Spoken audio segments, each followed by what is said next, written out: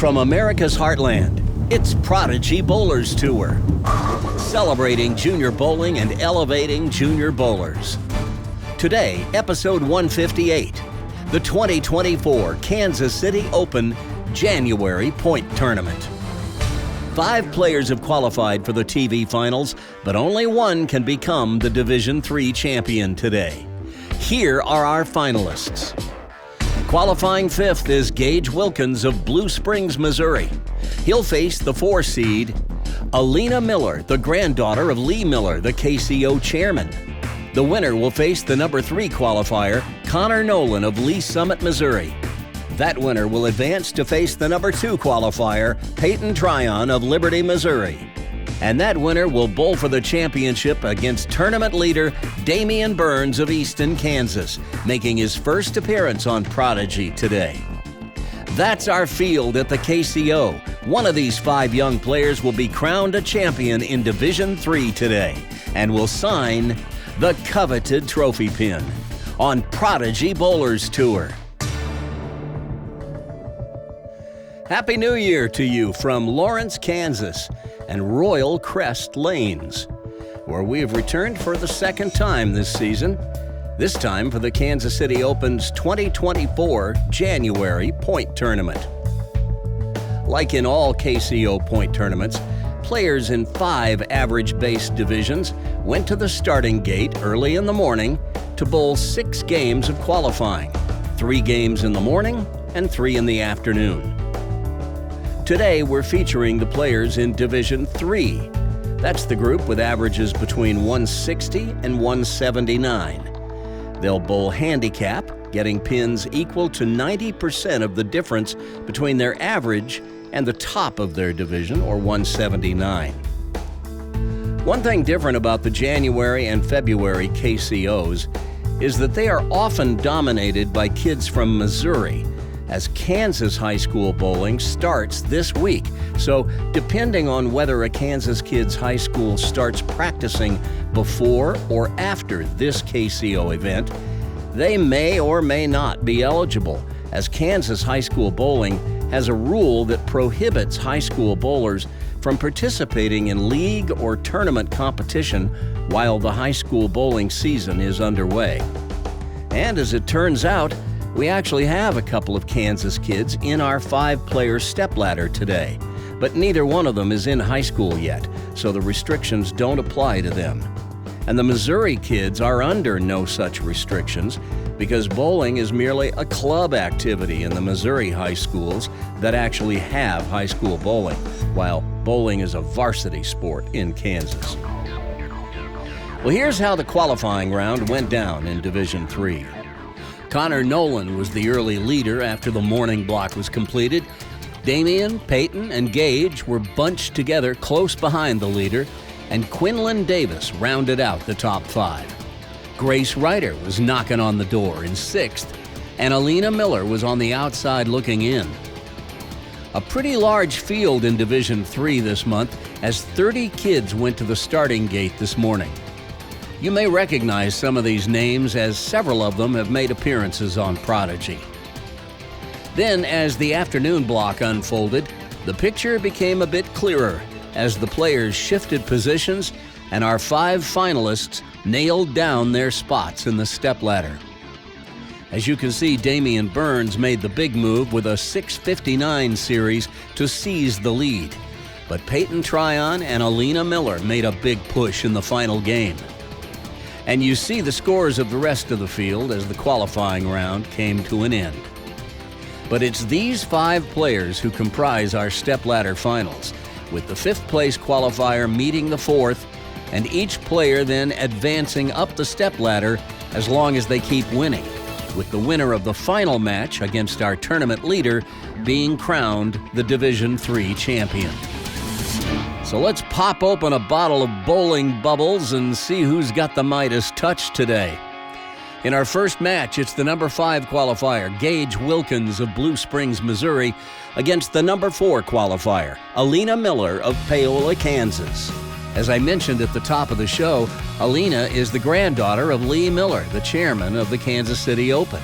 She bowls league with us at Olathe Lanes East. And Gage Wilkins appeared in our very first undercard division telecast last season when he was the tournament leader in Division 5 and fell to Grace Ryder when he needed a mark in the 10th and came up just short. Full disclosure, I gave an impromptu lesson to Gage when we were in St. Joe back in May, and he came away charged up and ready to get back out on the lanes to start working on what we talk about. And I can tell you, he has made tremendous improvement. So here we go. Alina, being the higher qualifier, had the option, and she has elected to lead off so she can finish last. Both of these young people, 14 years of age. Alina's best finish so far this season, 6th, when she was in Division 3 to open the season in Olathe. Finds the pocket with her opening toss, but the stubborn 10 won't go. The action to our left is Division 5. The action to our right is Division 2, and we'll recap their stepladders at the end of the show. Oh, well, she gets it, but just barely. So a spare to start for Alina. And now Gage Wilkins up on the right lane. We're bowling on 11 and 12 here at Royal Crest Lanes.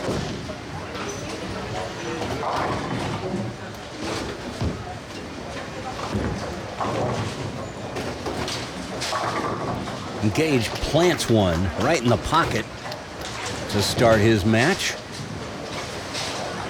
You see we have a 12-pin handicap differential. Gage getting 17, Alina getting 5.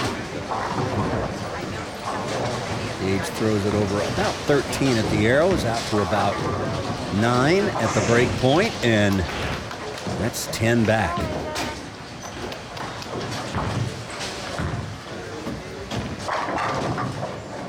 Well, he pulled that one a little bit so it didn't find the friction on the outside of the lane.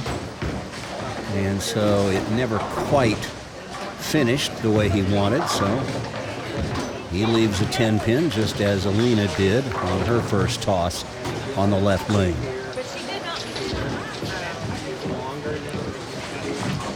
Just like Alina, Gage just grazes the 10-pin, just enough to get it to fall. Take another look at that. No, he wasn't so sure. But that one gets a smile from him. All right, Alina up on the right lane.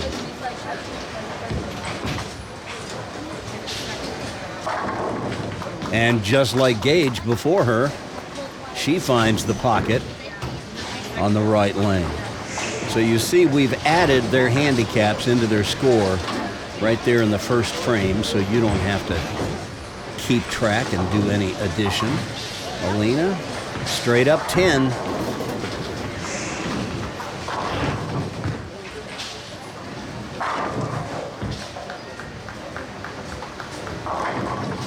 Well, that ball never did get into a roll on the back end, and she leaves a variation of the baby split.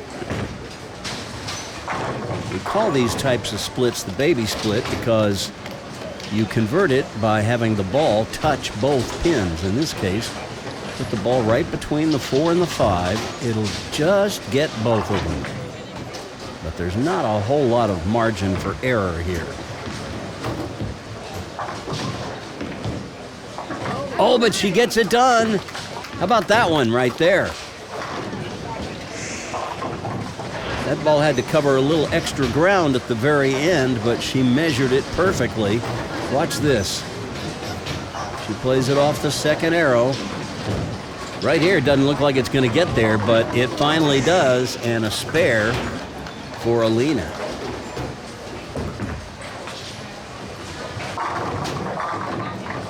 Both players with strikes on the right lane. And both players still looking for their first strike on the left lane. Watch this one again by Gage. See, that ball is right under his head. This wasn't the case a year ago when we saw him, and he's got that ball close to his ankle, just like you like to see it. Now, I'd like to see him keep his hand a little more behind the ball, get those fingers a little lower below the equator of the ball to increase his rev rate, but he's made improvement.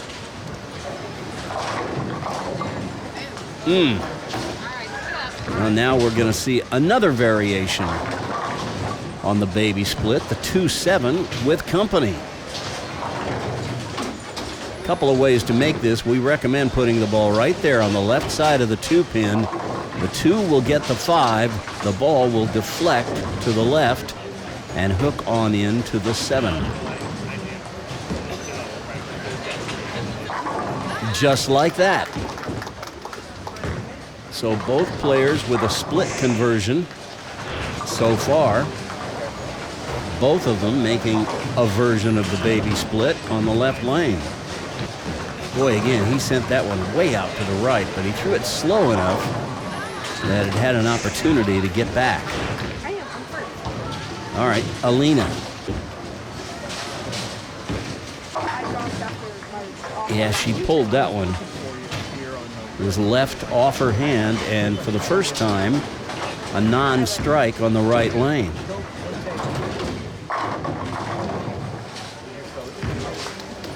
She moves over to the left side of the approach to go cross lane at the 6-10. She kind of pulled that one too, got the 6 on the left side. Not what she had in mind, but it's a spare anyway. And Gage's lead holds at 14.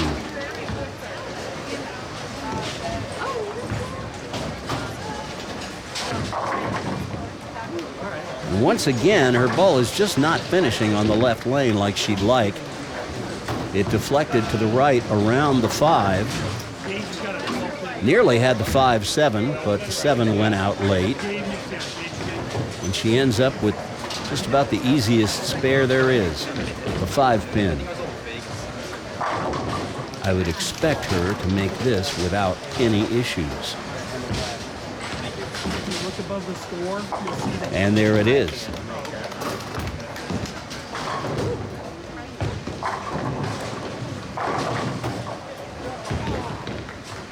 So Gage will try to keep his record on lane 12 perfect, trying to put another strike up. But he went through the nose on the right lane this time and did just what Alina did, leaves the 6-10. So we'll test his spare-making prowess on cross-lane spares, as now he'll move to the left side of the approach for this.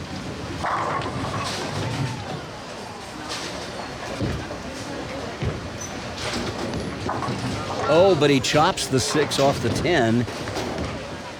And now we get our first open frame of this match.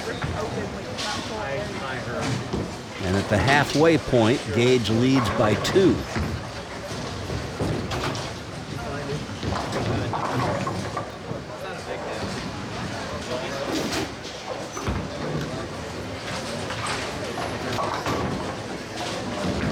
Gave that one room to the right, but he didn't send it quite far enough to the right for it to find friction on the lane. We're bowling on the house shot, as we always do at the KCO, which means the outside of the lane is drier than the inside of the lane, where there's a buildup of oil. So if you don't get that ball out far enough to the right, it will just hydroplane the whole way down the lane. But he covers the 2-5 without problem.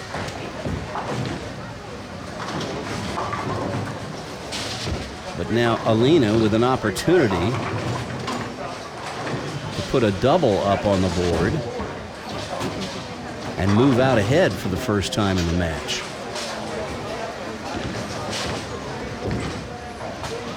Pulled it. Oh, but she gets a Brooklyn to go. It's not how, it's how many. Watch this. Not her best shot, but I'll bet she's going to keep it.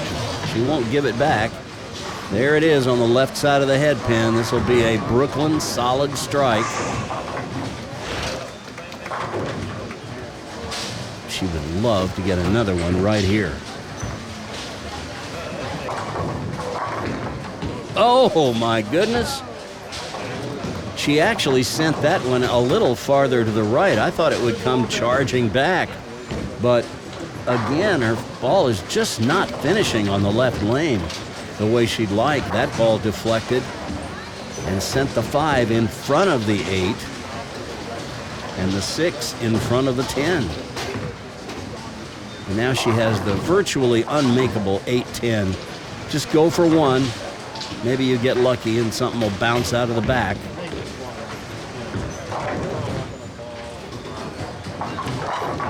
That's the smart play. You try to slide that 8 over into the 10 as a right-hander, and you're going to get 8 more often than you get a spare. So both players with an open frame now. There you go. Gage got that one out to the right a little farther, and it finished strong. And now he holds a 14-pin edge and could extend it to 24 with a double. See, he got that one out to the right. It found the friction and finished hard.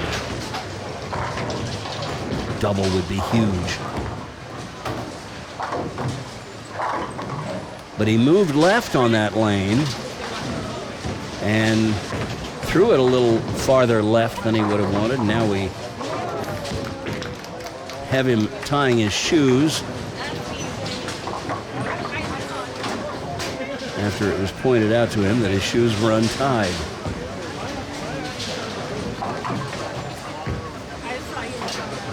A 1-2-4. Got to move your feet a little right. Let that ball drift to the Brooklyn side. And that is perfect.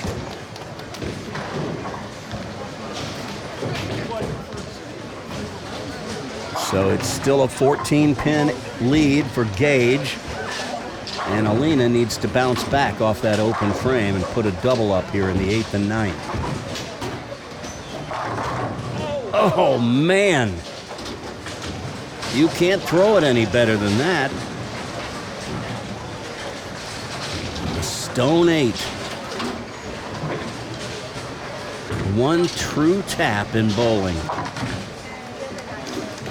And again, a pretty simple spare. She just moved her feet to the right, 2 or 3 boards, and she'll go right over her strike target. Covers it easily.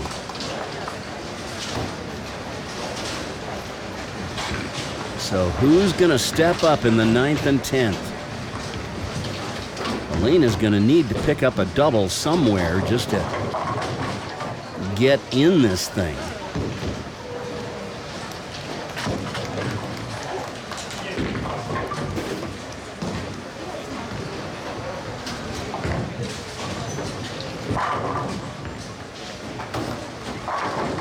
She got that one out to the right. The ball read the friction and rips the rack. Watch this. She will send this one a little farther to the right than some of her other tosses. That's out to about the 5th board at the break point. Here it comes. It splits the 5 and 6, shreds the rack, and now she's set herself up for a chance in the 10th. Oh boy. Gage did not need to see that. A 6-7-10 split. And boy, I tell you what, this would be a good time to make it. Here's how you would do it. Put the ball on the right edge of the 6-pin, slide it across the lane into the 7. But instead, he takes the count. And so these two are going to head into the 10th frame, knotted up. This match is all even. But advantage Alina because she has the strike working in the 9th. She can strike out for 210 The best Gage can get is 200 if he strikes out.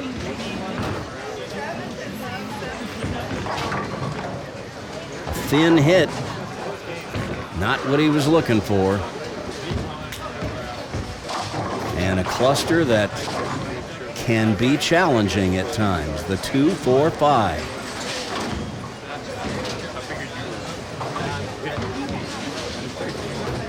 Got to put the ball on the 2 and the 5. The 2 will get the 4.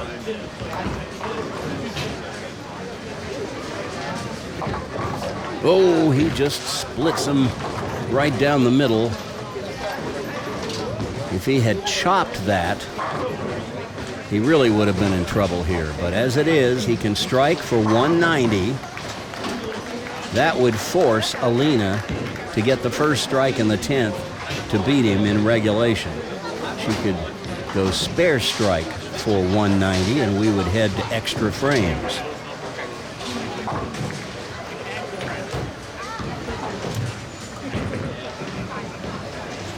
Get up.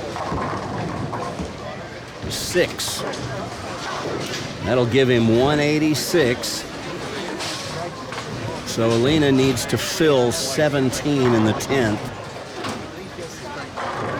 Spare 7 will do it. A strike on the first ball would just about lock it up.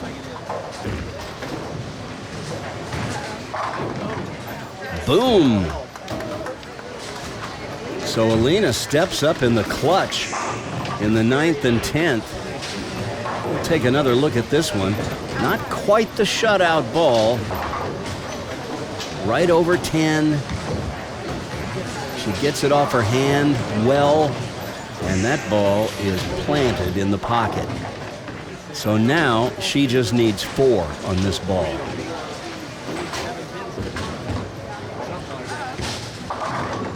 And that'll do it. Alina Miller takes the opening match. She's got 200 banked if she fouls on the next ball, which I don't recommend, by the way.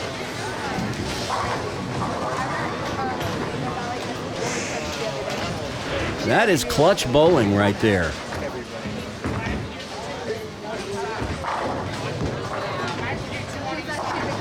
That one sails a little wide on her, but it's academic at this point. Alina Miller with a 209 to 186 victory, and she's moving on to match 2, where she'll face Connor Nolan next.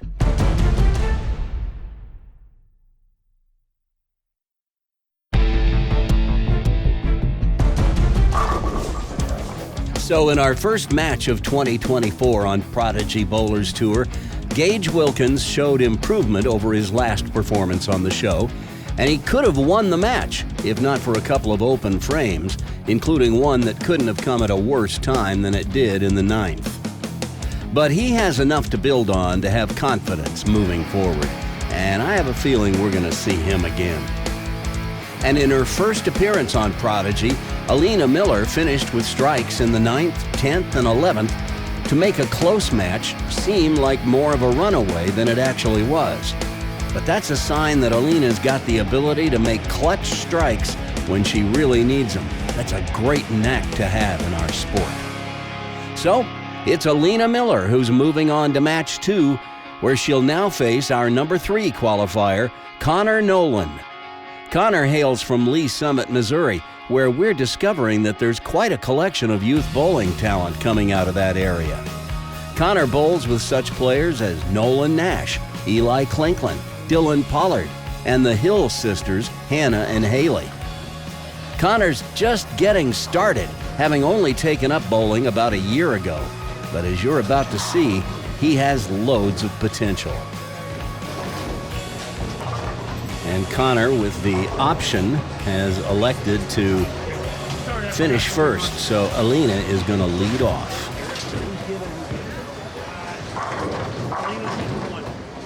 And she starts just like she did in the last match, with a 10-pin on lane 11. When she shot it in the first frame of the last match, she just barely touched the left side of the 10 pin, knocked it over. And she makes sure this time. And now our first look at Connor Nolan, who is a protege, I think you could say, of Nolan Nash, who helped him convert to two-handed about 6 months ago. They're on the same high school bowling team.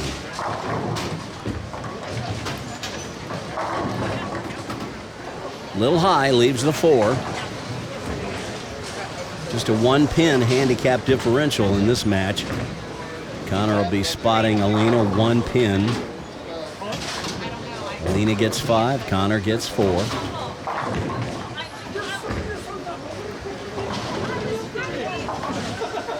And he covers that 4 pin without any difficulty.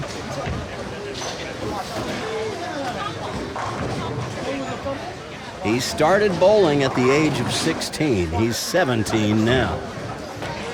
Turns 18 in March.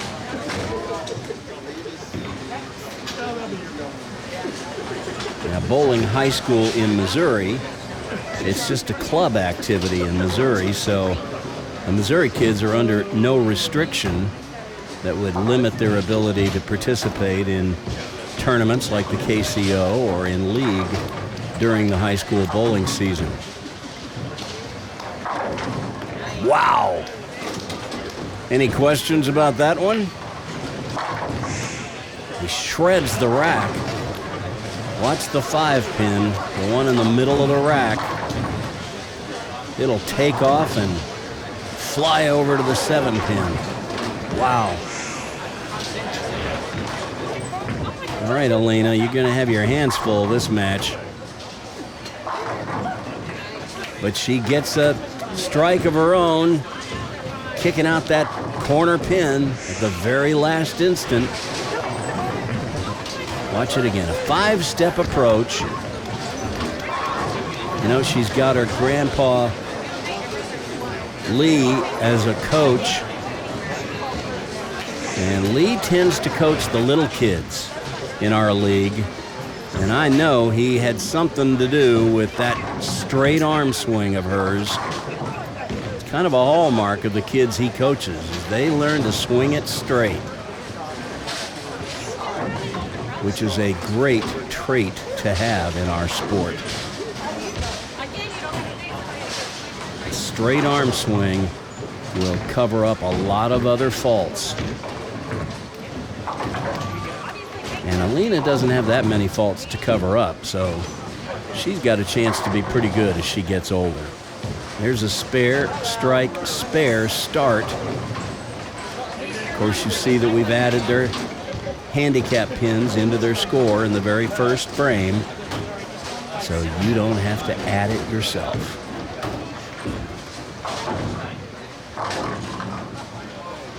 Well, Connor sent that one a little wide. Normally, his rev rate would bring that ball back, but he threw it a little too hard for it to get all the way back, so he's left with a tricky one, the 2-8 double wood. Got to be careful of that sleeper 8 hiding back there.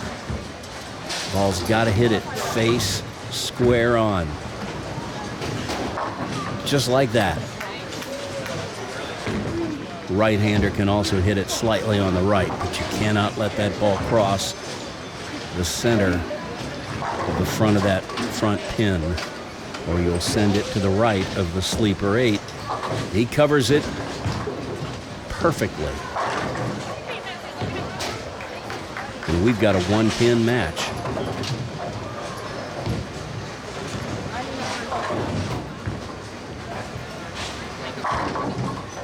Well, he's got that left lane wired.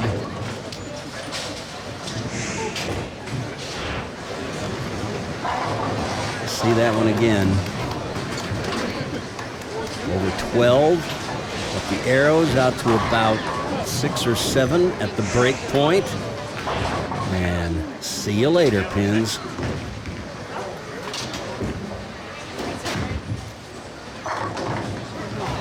$10 pin for Alina.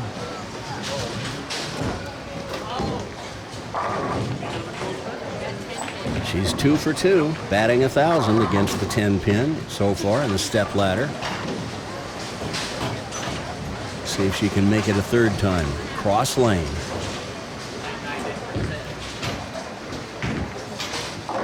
That's why you want a nice straight arm swing so that it will go predictably toward where you're aiming it.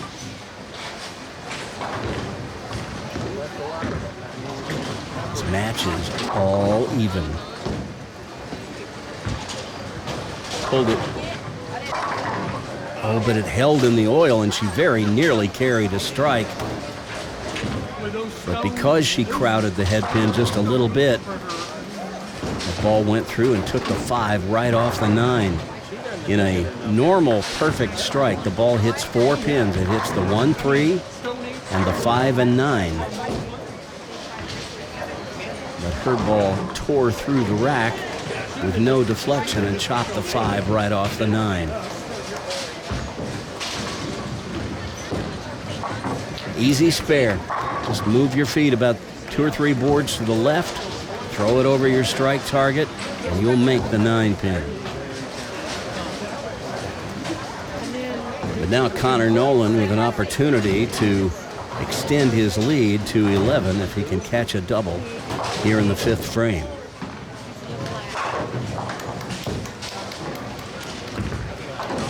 A little double dribble, and he nearly gets them all to go. But that is one of the disadvantages of a lot of speed. It tends to make the pins fly high in the air. It's best if you can keep those pins low. They'll take out other pins as they go by. But you don't want to throw it too slow, and not on spares. He hooks right by the 4 pin. That's an unforced error. And he goes from leading in this match to trailing by 11. If anything, you want to throw it a little bit faster at your spares, at least your single pin spares. That's a good way to make up for the mistake, but funny thing about scoring in bowling is you never really make up for a mistake. This is a good one, over about 13, out to about 10, and crunch berries. Oh, look out. Boy, I sure didn't see that one getting back, but it did, and nearly carried a strike. But it's 9 and a wiggle for Alina as she leaves the 7 pin.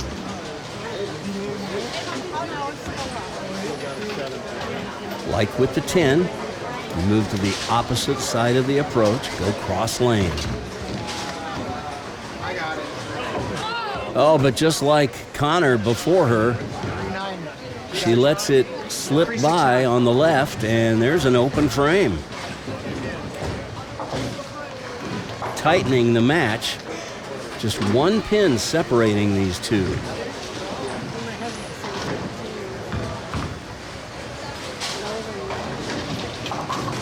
Boy, we talk about the importance of spares all the time, but you won't see it demonstrated quite so dramatically. There's a big strike to bounce back. But like I said, after Connor's open, in bowling, you really never make up for a mistake. Those pins are gone.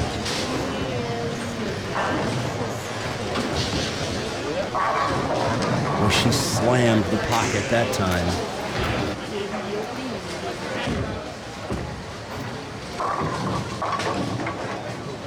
Connor through the nose nearly had the 6, 7, 10. Fortunately, the 7 goes out, and he'll have the 6, 10.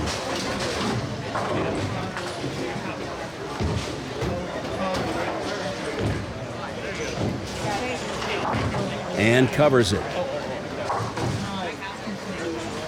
Connor wearing his high school bowling shirt from Lee Summit West.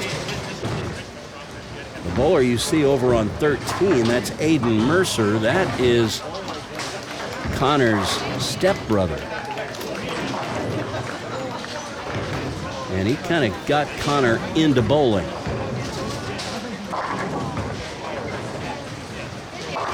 Through the nose, the 3-6. Could have been worse. 10 stayed up and the 7 went out a little late.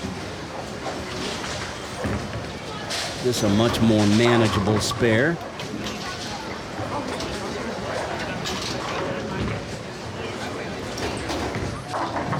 And he covers it.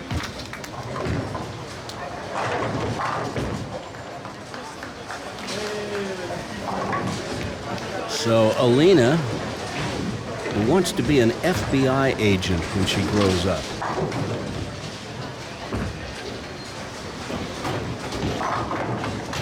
Boom. That double extends her lead to 11.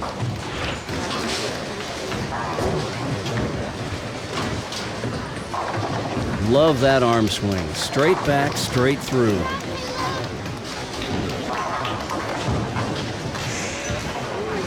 You got a swing like that, you're never going to be too far off.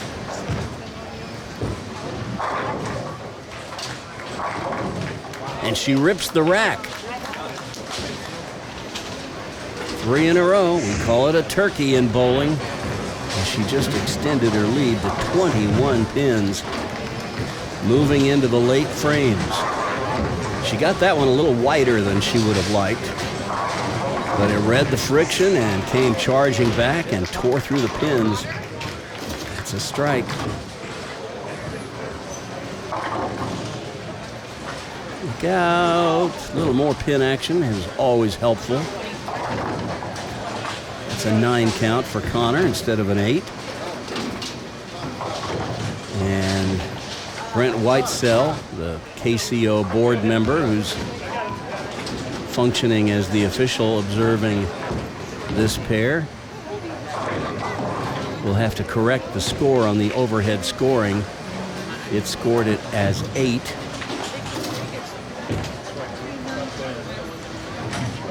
Oh. All the bowlers we've seen so far have made the 10 pin that way at least once. And I mean by the hair on his chinny chin. But Connor's got his back to the wall now. He can throw a possible 199. Alina's going at a 211 pace. Trouble. Now the most Connor can get is 188 if he makes this and then strikes on his fill ball. Alina won't even need a mark if she gets any kind of reasonable count on her first ball in the 10th.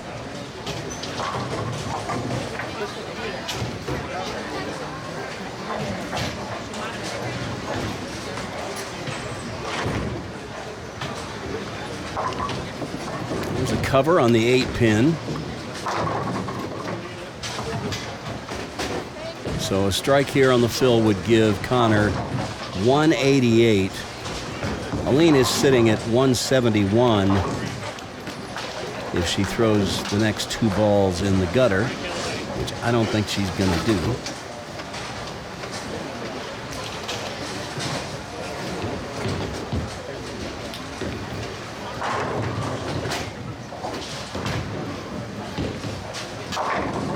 All right. He gets the wall shot for a 188 finish. So all Alina needs here on her first ball is 9 pins. And that'll be Lock City.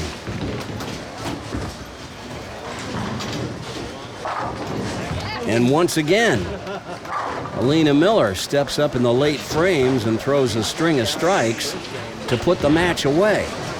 And she has won this match now and will be moving on. There it is, the shutout ball. You can't throw it any better than that.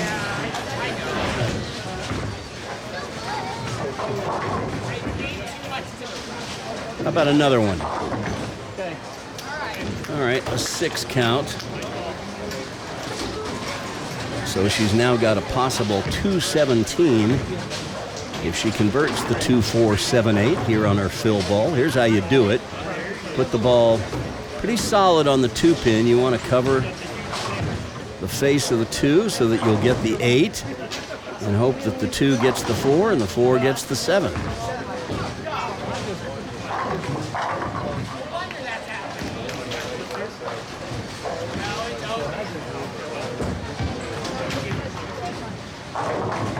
Oh, she crossed past the center of the 2-pin, but still covers the spare. So it's a 217 to 188 victory for Alina Miller, who's moving on to match 3. She'll face our 2 seed, Peyton Tryon, when we return.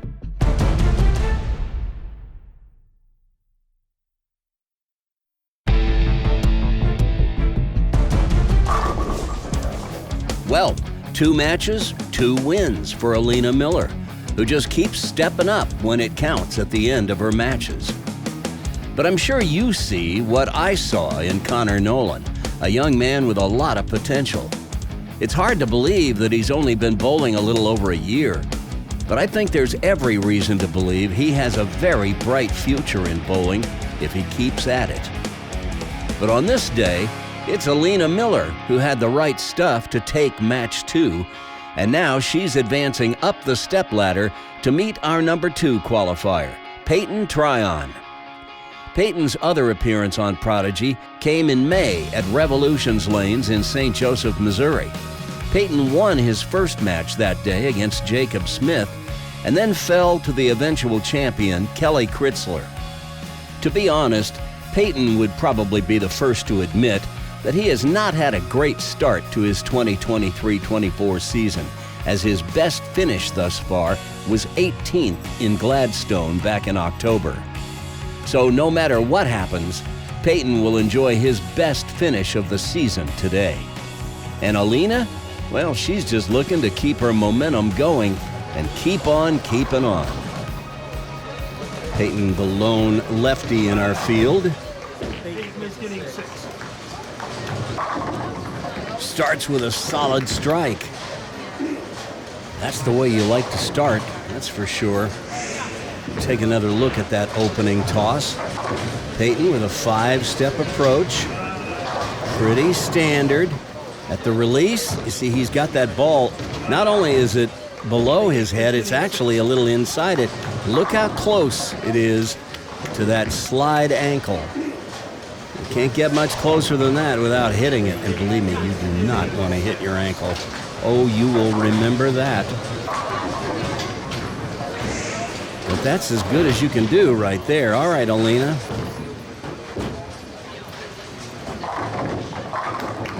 Alina says, I got strikes too. Peyton getting 11 pins, Alina getting 5, so she's spotting him 6. And you see Alina with that ball right under the head. That's ideal. Now, I would love to see that ball a little closer to her ankle. There's a little gap there, and you see her hand, fingers above the equator of the ball, and her fingers on the side of the ball. I'd like to see them a little more behind the ball. Fingers a little lower below the equator for more power, but can't argue with the results of that shot. That's for sure.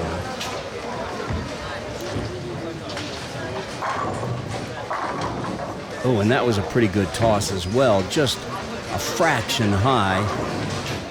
And she leaves the 4. Now, once again, the action to our left on lanes 9 and 10.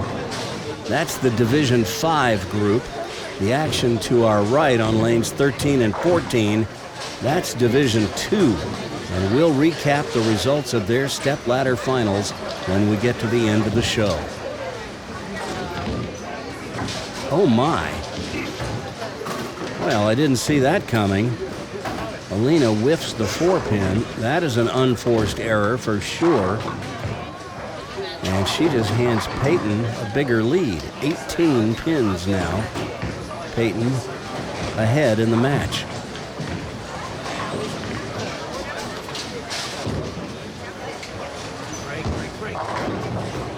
And Peyton gets the shaker to go.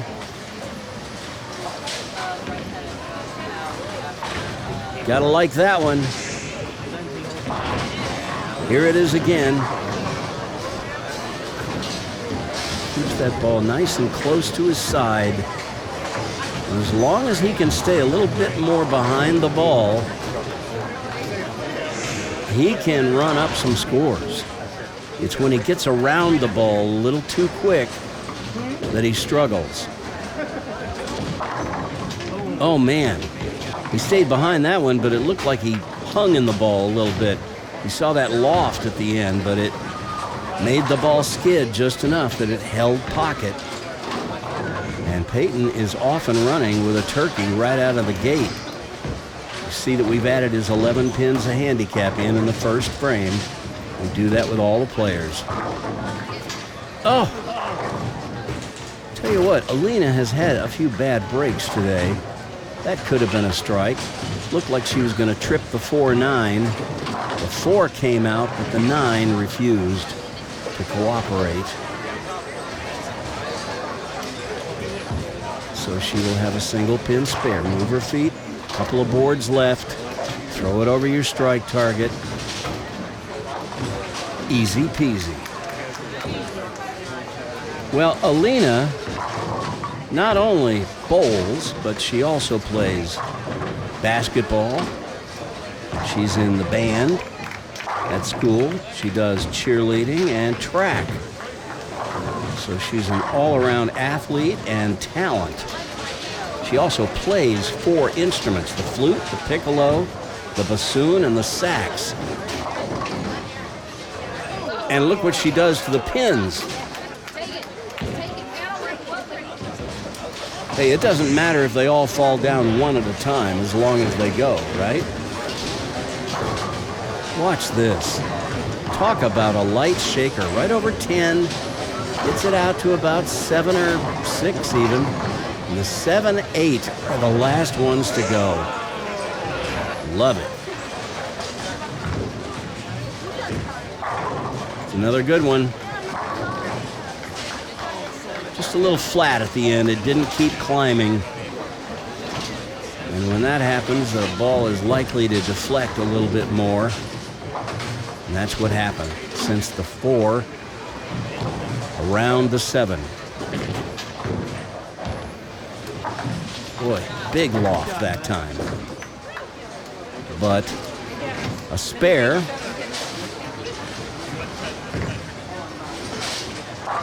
And Peyton holds a 37-pin lead through 4 frames. This young fella wants to be a registered nurse when he grows up.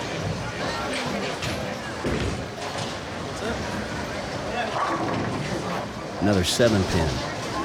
Speaking as someone who has had his moments in the hospital, I appreciate the work of registered nurses, and if he wants to become one, I applaud that. Big loft again. This time a little too much. Misses it wide left, and an open frame will tighten this match a little bit. Now it's down to 25 pins, and Alina has a strike up, so she can cut it to 15 with a strike here in the 5th.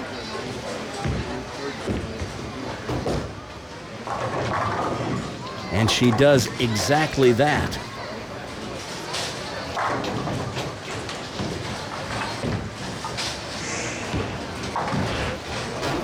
Watch it again. Boy, that straight arm swing. If you can develop that trait in your game, it will hold up under pressure. Can she cut it to 5? Almost. But another 4-pin. She missed the 4-pin in the 2nd frame when she left it. I'll bet she doesn't make that mistake twice.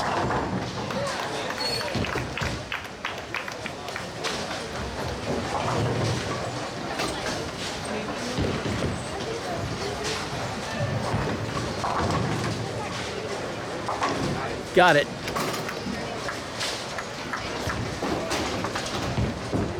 So the match a little tighter than it was just a few minutes ago. As Peyton moves over to lane 12. His favorite pro bowler, E.J. Tackett.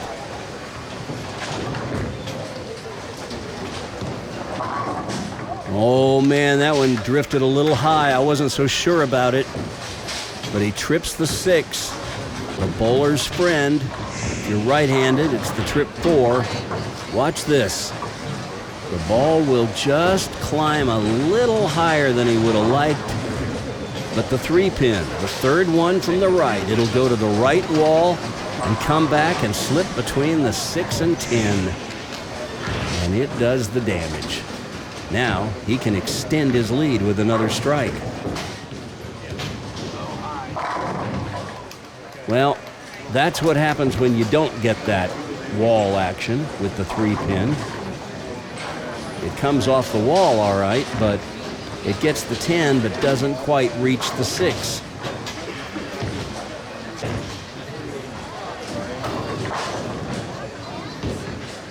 Peyton, 16 years old. Started bowling at the age of 9. His high game, 279. And he covers the 6 like it was nothing. When you bowl like that, it kind of is nothing. Now Alina's got to get busy. It's getting late.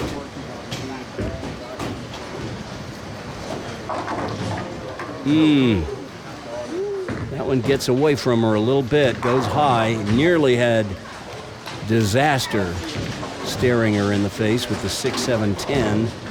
The 7 falls out. So she will go cross lane at the 6, 10.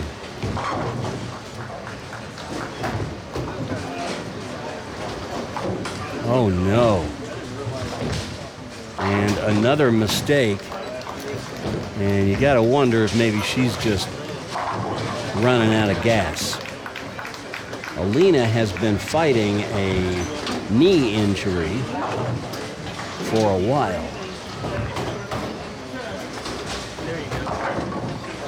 There you go. That's how you bounce back. The lead now 30 for Peyton. And Alina has no more margin for error.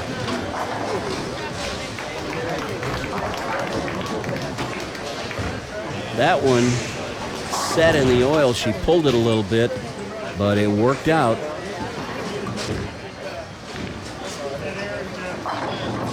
And Peyton right back in the pocket. This time he rips the rack.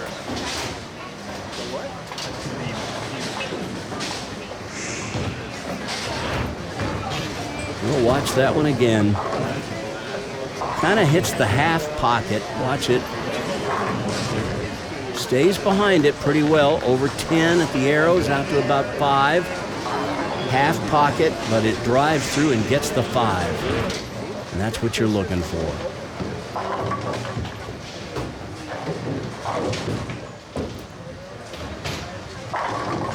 That's a big strike. That means that Peyton now going at a 2:28 pace. The most Alina can get is 2:18. Here's that last shot by Peyton. Stayed behind it pretty well. Drives through. Finishes behind the 9-pin.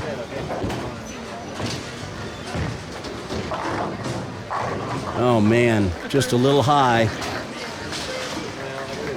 That's going to make things pretty difficult for Alina. Now the best she can do is 198. Peyton's already got 188 if he doesn't throw another ball.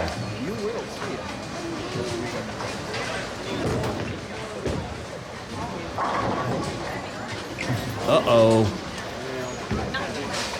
Well, with that errant shot, Alina's chances just flew out the window. It's Peyton who will take the third match, as Alina just made 3 big mistakes in this match, missing the 4-pin, missing the 6-10, and now missing that 4-pin. So she will face the 2-4-5, and really doesn't matter at this point. The match is decided, but we always stay with these matches to their conclusion. And Alina will have a go at the 2-4-5. Put the ball on the 2 and 5. The 2 will get the 4. You can make it on the left side as well, but we recommend making it on the right side of the 2-pin. Just like that.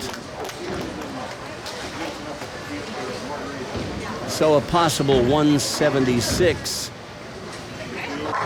with full count on the fill ball.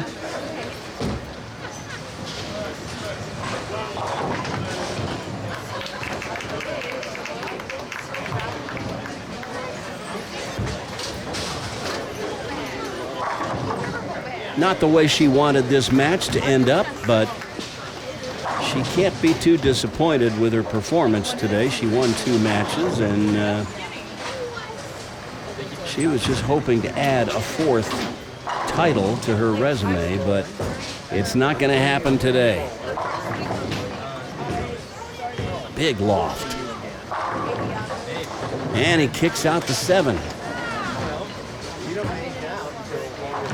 So another strike for Peyton.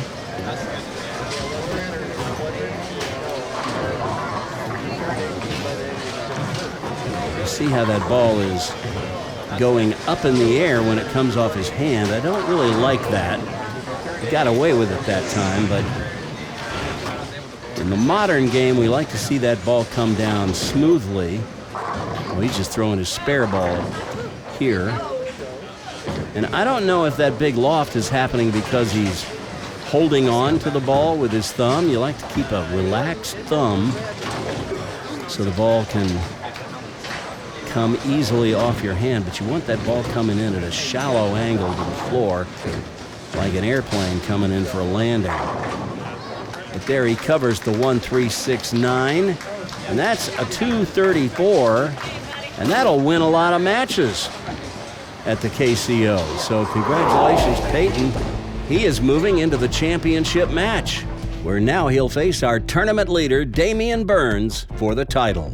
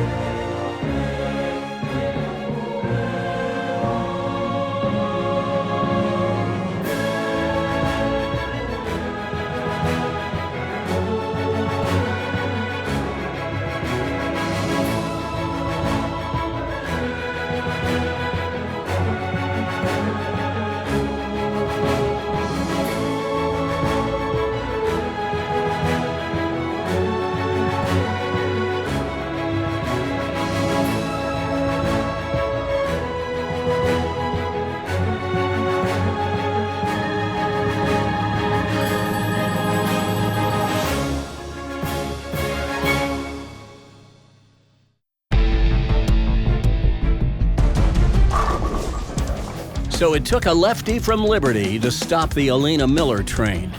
The fact is, Alina had been bowling through a knee injury for a while, and I think she may have just run out of gas.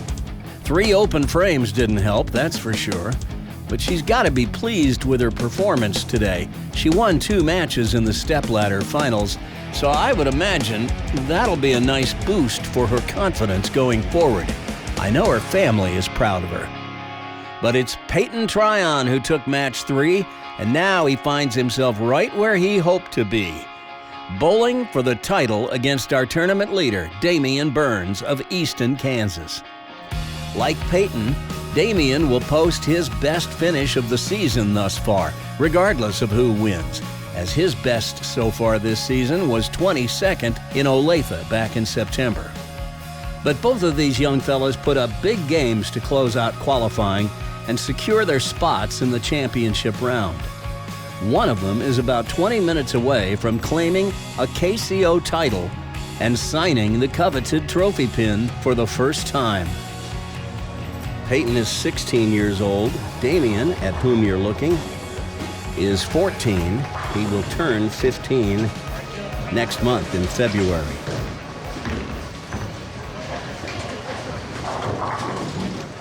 High on his opening toss.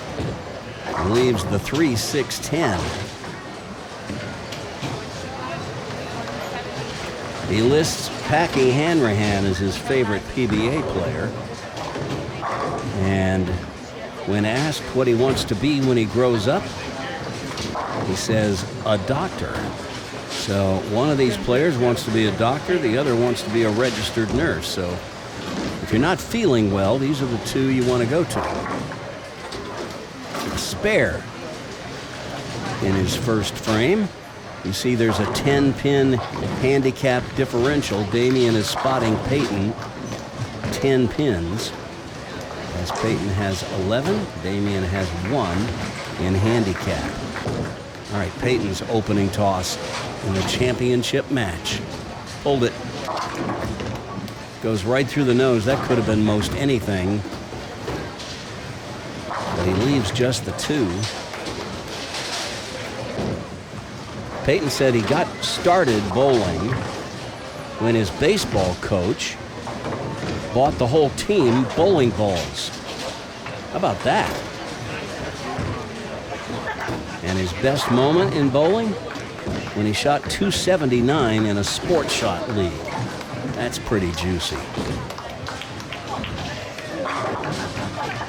Covers the 2. No muss, no fuss.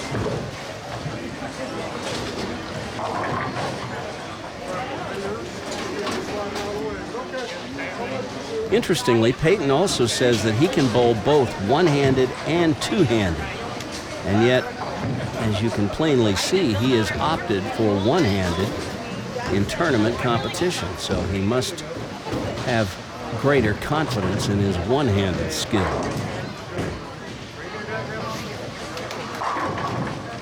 Kicks out that 7-pin. It's a great strike. Come back. See it again. As we mentioned before, he's a 5-step guy.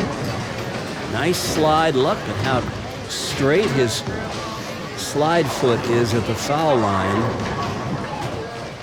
And that 4 kicks out the 7 just like you'd want it. Pulled that one. That was nearly a solid Brooklyn strike. You could see he got around that one a little too quickly as his right elbow flew out and away from his body.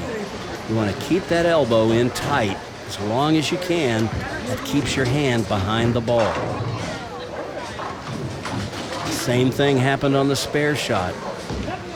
When you let that right elbow leak away from your body a little too quickly, what often happens is your bowling hand gets around to the outside of the ball too quickly, and you'll end up pulling it, and that's exactly what happened there. You want that hand, at least that palm of your hand, to stay behind the ball as long as possible. That was much better. And the results Well, they're pretty much what you would expect when you throw it well. Watch this. Look at how the palm of his hand stays behind the ball until it comes off his fingers. That's how you get that ball to penetrate through the pocket and not deflect so much.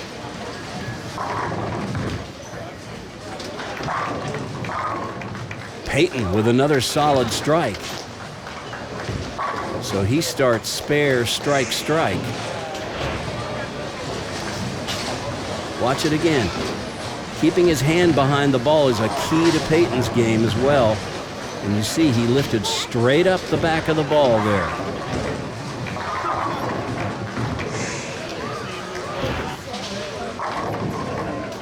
All right, Peyton going for a turkey here in the fourth frame.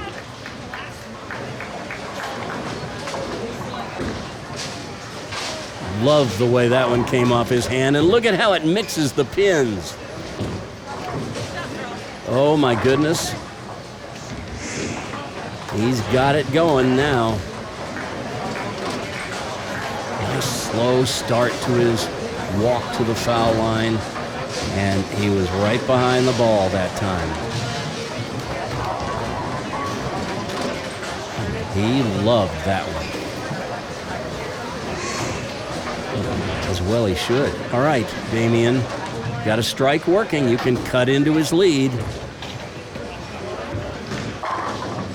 That's how you do it. This young man says he got started bowling by watching his dad on league night.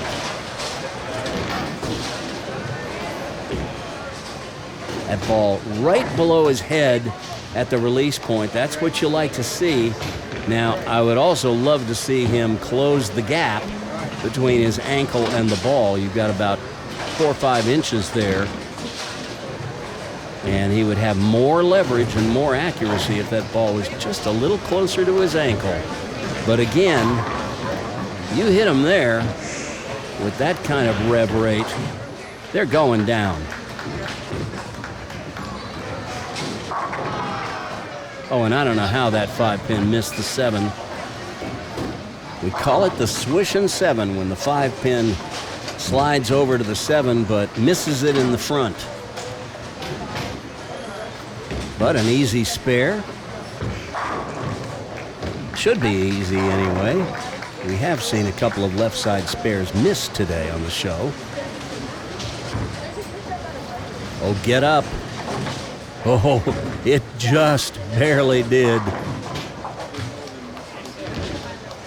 But that is a spare for Damian. As now Peyton brings his string of strikes over to the right lane in hopes of keeping the string going.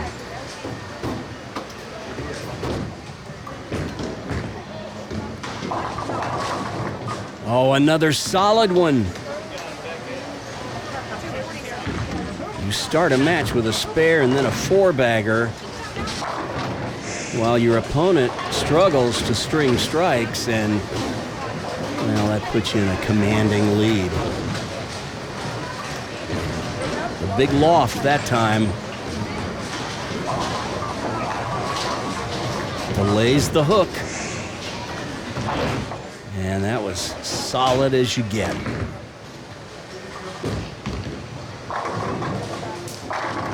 And another one. Man, he's just a machine.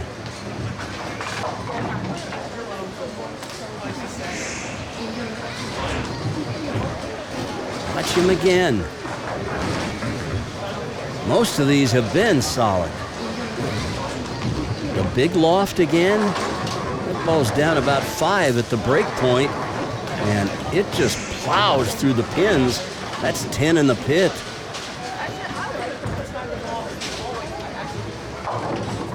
Damian now with his back to the wall, trailing by 53 pins. Well, 55 pins after that 8 count. And he's pretty much got to make this and then go off the sheet. The 2-8. Got to put the ball right on the face of the 2-pin. Don't let it cross past the center of the pin to the left, or you'll miss the 8.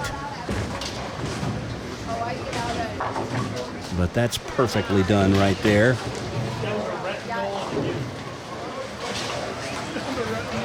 Damian with a possible 236. Peyton's going at a 251 pace. So Damian needs to strike out and hope that Peyton runs into some turbulence along the way.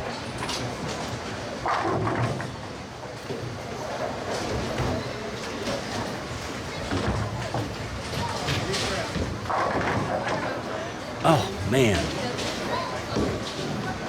I don't know how that 5-pin didn't get over into the 7 the way he threw it, but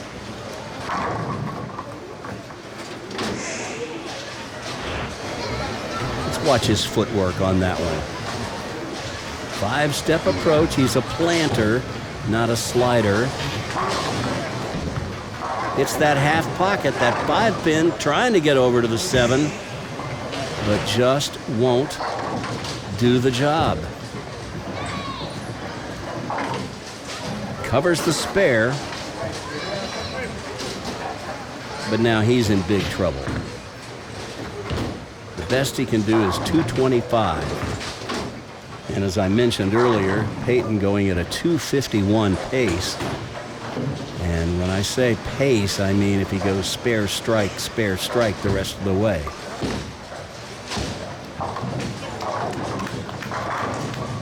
Well, he leaves a little bit of a tricky spare here, the 3-9, which is the left-hander's equivalent to the right-hander's 2-8, which we saw Damian convert just a moment ago.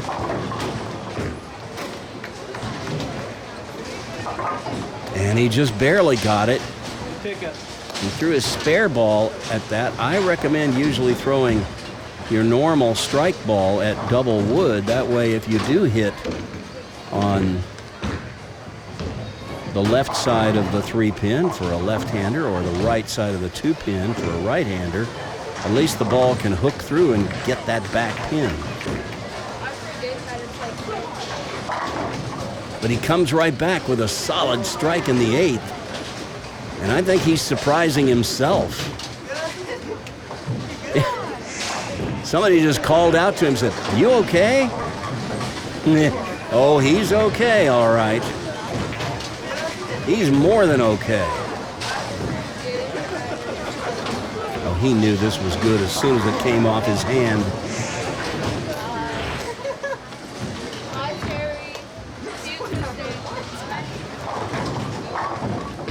Well, Damian just had to go off the sheet. And anytime you find yourself in a situation where you just can't make a mistake, usually you do. The 1-3-6-10.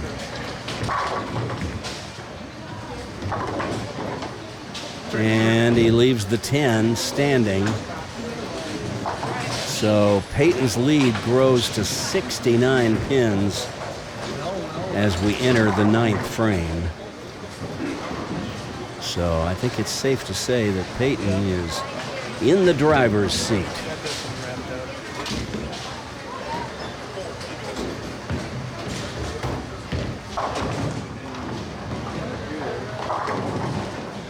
Well, through the nose for Damian, and that hands the match to Peyton, as if there was any doubt. Damian also plays football and basketball, and he says he can bowl left or right-handed.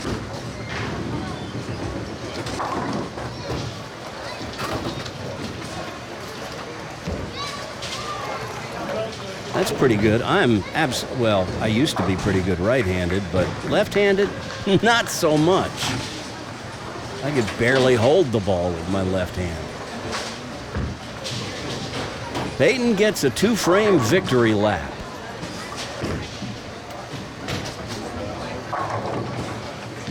And there's the swisher that Damian was looking to carry a couple of times. Peyton gets it to go on the right lane.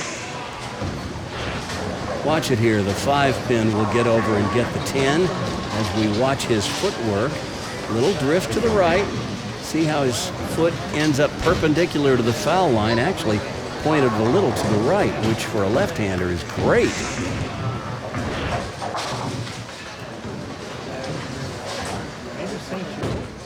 That could be. Yeah, that one crowded the head pin just a little bit. He was surprised, but that looked like it might leave something. But if he converts this spare, that'll put him in the 250s. That'll win most matches.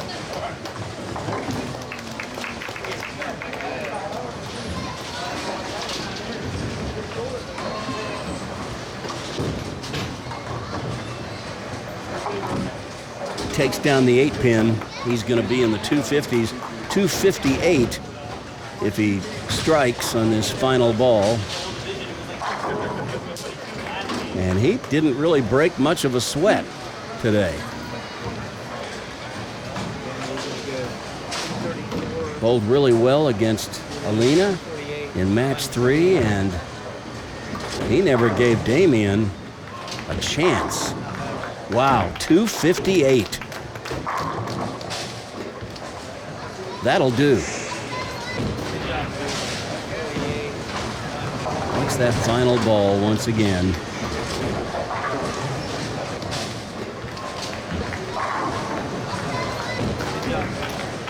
Yeah, I would imagine he's pretty happy with that performance.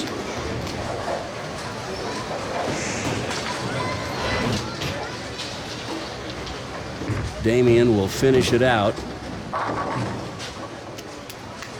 Trips the 4 on that first ball in the 10th. He can finish with a 190.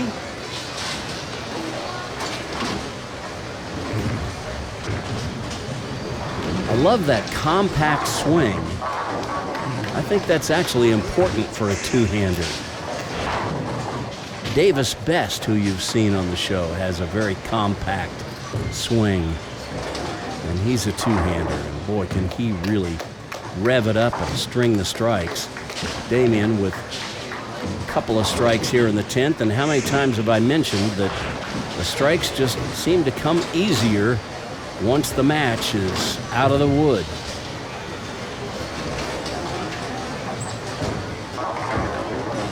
There's that light shaker he was trying to get earlier. Strike for 190. All right, it's going to be a 188. Peyton with a 258 for a decisive victory. And it's time you meet Peyton Tryon, our champion in Division III at the KCO. He'll sign the coveted trophy pin next.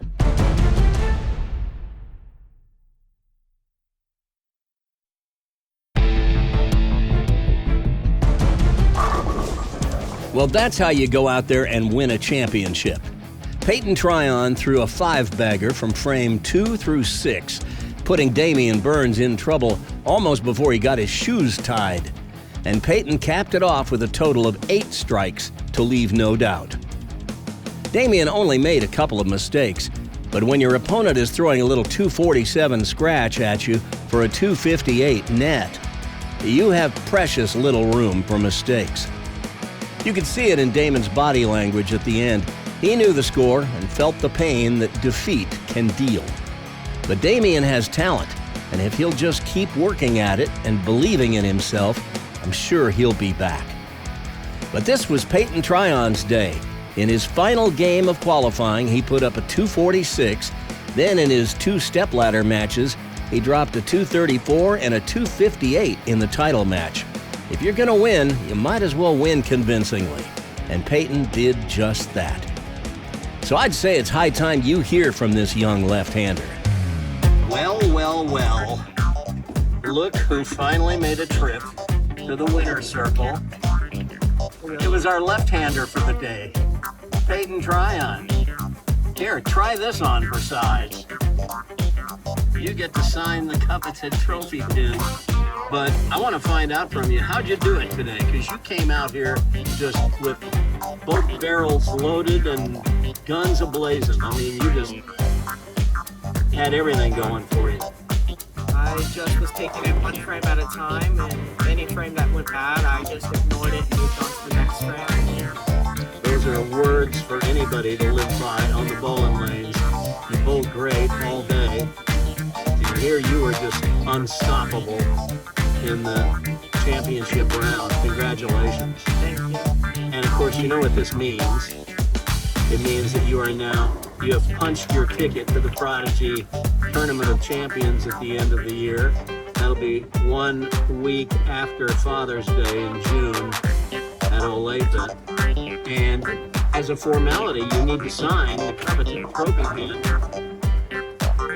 Pick a color out of our box of pins. My favorite. He's going with green. That's the color of money. There it is. Another signature goes on. Go ahead and date it too. It's the 7th of January, 2024. And you're our first undercard division winner of the new year. So I guess Happy New Year is in order for you, and congratulations. Thank you. Happy New Year. As I mentioned during the show, the bowlers competing on the lanes to our left were the Division 5 group. And here's how their stepladder unfolded. In the opening match, the number 5 qualifier, Andrew Means, defeated the 4 seed, Riley Richardson, 151 to 117. Then in match 2, the number 3 qualifier, Caleb Richardson, defeated Andrew Means, 197 to 154. In the third match, it was the 2 seed, Beckett Tyler, who took down Caleb Richardson, 240 to 136. And in the championship match, tournament leader Drake Frederick made it a day for himself, beating Beckett Tyler for the title 203 to 117. So congratulations to the Division 5 winner, Drake Frederick. And as I mentioned, the bowlers in our periphery to the right were the Division 2 group. Here's how their stepladder went down. In match 1, the 5 seed, Aiden Mercer, took a close one from Ethan Gonzalez, 217 to 210. Then Aiden won the next match, defeating the number 3 qualifier, Connor Souders, 219 to 197. Then in match 3, it was the 2 seed, Brett Stockwell, who threw a 258 to take the match from Aiden Mercer, who fired a solid 226. And in the championship match, Brett Stockwell took the title from tournament leader Brody Hurla, 195 to 162. So congratulations to the Division 2 champion, Brett Stockwell. If you'd like to bowl in an upcoming Kansas City Open tournament, or just want more information about the Kansas City Open, visit their website at www.kansascityopen.com. In February, we'll be at Crown Lanes in Leavenworth, and as of right now, there are still plenty of spots available. On our next edition of Prodigy Bowlers Tour, episode 159, you'll see the exciting championship round in Division 1. Plus, we'll recap the action in Division 4 to round out the field at the 2024 KCO January Point Tournament. You are not going to want to miss that show. If you like what you see on Prodigy Bowlers Tour, by all means give the video a like by clicking on the thumbs up button. To help us grow the channel, be sure and click the subscribe button and smash that notification bell so you get notified whenever we post a new video. And by all means, leave a comment down below. If you'd like to support the creative work that goes into producing Prodigy Bowlers Tour, and it takes about 35 to 40 hours to produce each show, become a Prodigy patron. Go to our Patreon page at www.patreon.com/Prodigy Bowlers Tour. There, you can follow the prompts to become a patron. For just $5 a month, you'll get early access to each full-length episode of Prodigy. And for $10 a month, You'll not only get early access to each show, but you'll also get your name in the show's closing credits as an executive producer, which is sure to help your street cred, and you'll receive my undying thanks. To keep up with all things Prodigy, join our Facebook group. From any page on Facebook, just type Prodigy Bowlers Tour into the search bar and hit enter. That'll take you to a page where you can submit a request to join the group. But remember, and I say this every time and no one ever hears me, if you don't answer the 3 screening questions you're presented with, your request will be declined. Look, I know no one reads anymore, but read the instructions. The first thing you'll see is a notice that says you must answer the screening questions. Just do it, and you'll be approved. It's not a quiz, just a way to screen out the spam bots. So if you don't answer the screening questions, we'll assume you are a spam bot and your request will be declined, and you don't want that. Look for the next edition of Prodigy Bowlers Tour, episode 159, to drop next week on January 27th. So that's it for now. We'll return on the next edition of Prodigy from Lawrence, Kansas, one more time with the Division I Championship round. So until then, this is Coach Randy, hoping you're staying warm where you are, and reminding you to stay behind the foul line. Keep kicking out the corner pins, not the foul lights. And I'll talk to you next time on Prodigy Bowlers Tour. Now, go get your bowl on.